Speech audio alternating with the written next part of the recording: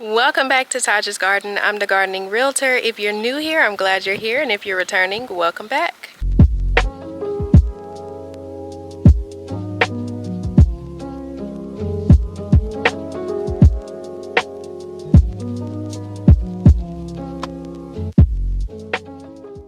So today we are planting our onion starts or onion slips or whatever you would like to call them. Today is the day and they're going in the ground. So I always get my onion starts from Tractor Supply. They always seem to be the first to have theirs out, at least where I live in Oklahoma. So I got the red burgundy ones, and I also got these yellow Texas sweet onions. The important thing to know when you're planting your onions is that there is a onion planting chart based on where you live in the US.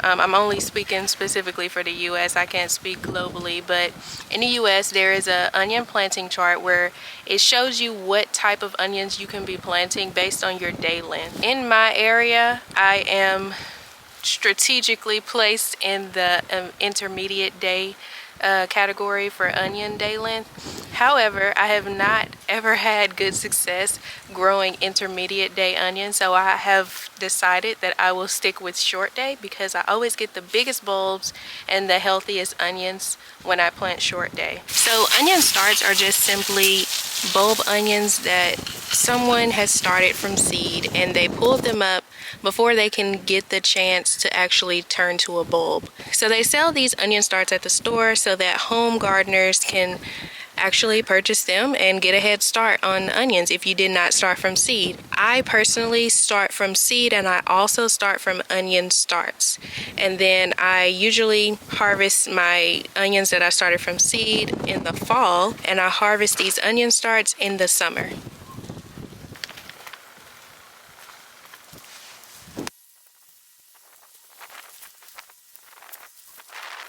I actually eyed perfectly 6 inches with a big chunk of these onions, and I'm just really proud of that.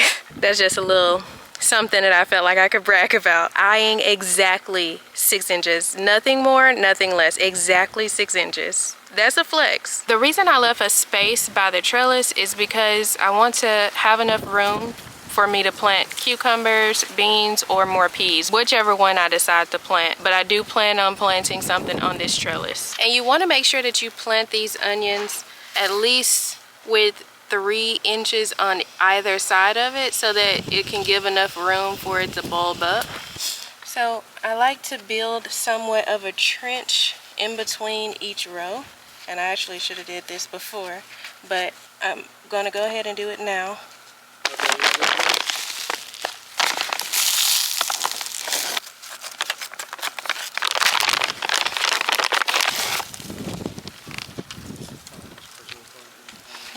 Building this little trench in between these onions are actually going to encourage those roots to branch out, and as this fertilizer breaks down, then those roots are going to be able to take up that fertilizer. You should not bury the onion too deep. You only want the roots pretty much and enough for it to stay stable where it can sit upright like this, because if the soil is around it, it's going to discourage it from actually bulbing out.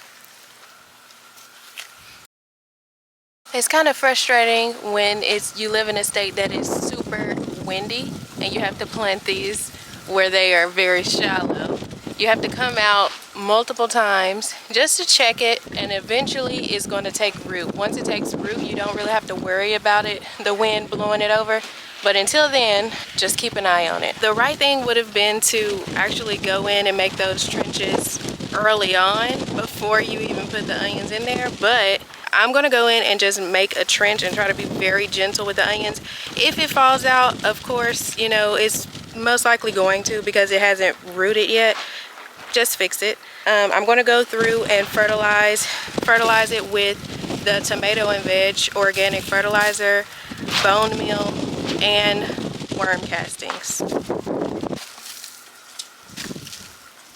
Now those microorganisms in the soil are going to be the ones that actually break down that granular fertilizer, and then once that is broken down, then my plants are able to take it up. And you don't have to make the trench too deep, because at the most, onion roots actually only grow about 6 to 12 inches long, so they don't go super deep into the raised bed. So about 3 to 6 inches is good enough to go down into the soil. When you water, it's actually going to go down even more, so don't really think too hard about how deep the trench is going to be.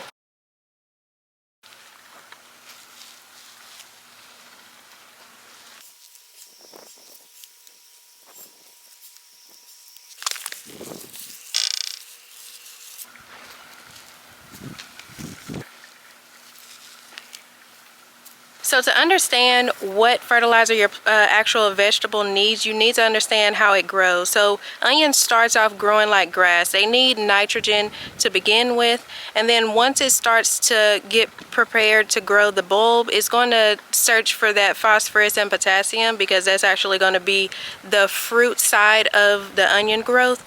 So I went ahead and fertilized with all 3 of those, just to make sure that all of those elements are in the soil once the onion is ready to start searching for those elements. Now the last thing we're going to do is actually top this off with straw, and this is going to prevent the excess moisture from evaporating, and it's also going to protect the soil and kind of keep down the risk for weeds. This is the type of mulch I'm using. So I'm actually using this garden straw, and this is, I believe this is 4 pounds. This is the second year that I'm using this. Now something I learned last year when I was using it is that they advertise it as like no seeds, but there are seeds in here, and it's kind of hard to get something that doesn't have seeds in there. Seeds, a lot of times those seeds are just, they just can't see it. But I can say that it is minimal. And it's good to just stay on top of it whenever you're watering. You will start to see some things sprout, and just pull it up. Just pull it up, and eventually you won't see any more sprouts. That's what I did last year. Make sure you have your gloves on, because I did notice last year that there was a couple of little spiders in there.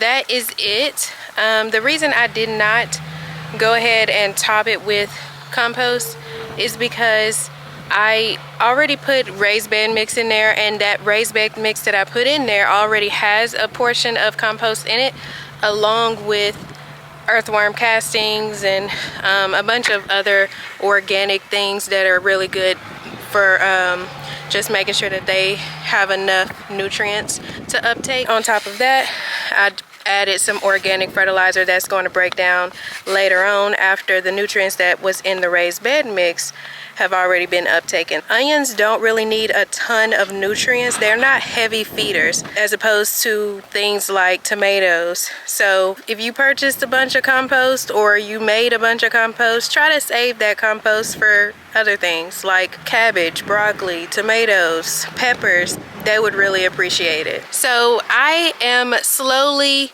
but surely getting along in my garden. Started off with that onion bed right there in the middle. Next, I plan on putting some brassicas out here. I actually purchased a couple of bags of mushroom compost from a local nursery, and they actually get their mushroom compost directly from a mushroom warehouse. So I actually am going to be holding that for things like my tomatoes and my brassicas, because mushroom compost, that is literal gold, y'all. I'm not going to put it on anything that doesn't necessarily need it. Now, while onions they definitely will benefit from it, sometimes too much nutrients will actually make them flower and they won't bulb properly. So you don't want to stress them out, right? Just keep that in mind. Straw is organic, at least the one that I got is organic, and it's going to naturally break down, and when it breaks down, it's going to be beneficial for your plants as well.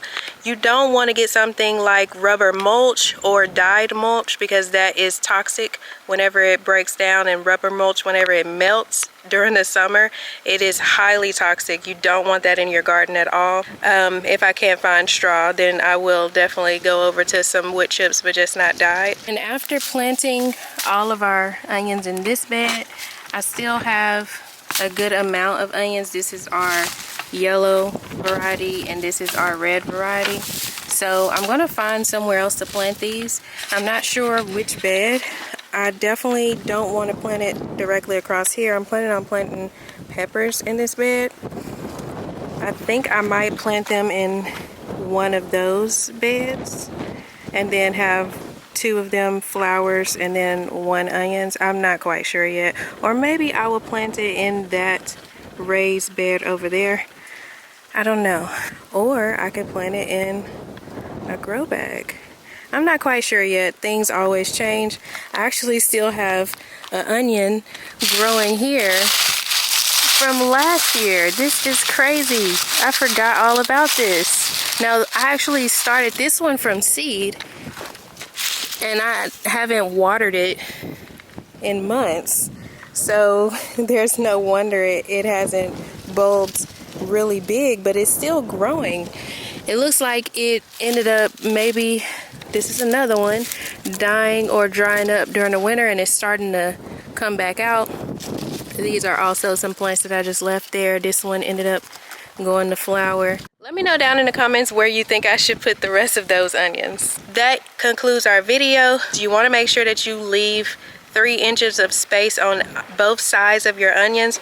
So between 2 onions you should have at the very least 6 inches of space. You don't want to plant them too deeply because if they are planted too deeply it discourages the bulb from actually bulbing out. It may bulb a little but not to its maximum potential. We're going to come out here every other day and just make sure that they are watered properly. Those roots are really small right now, so they need water. The soil that is up closer to the top of your beds or your garden is going to dry out quicker, and since your onion roots are not that deep, you definitely want to make sure that it stays watered pretty good. If you guys have any questions, please drop them down in the comments below. Are you starting your onions from seed? Did you purchase sets? Are you planning on purchasing sets? And send this to anybody that you know is curious on how to plant onions, or anyone that you know who is planning on planting onions this year. Well, thank you guys for watching. If you have not already subscribed, please subscribe, hit that notification bell, and if you want to be part of an amazing gardening community, head on over to Facebook, type in Prosper and Plant,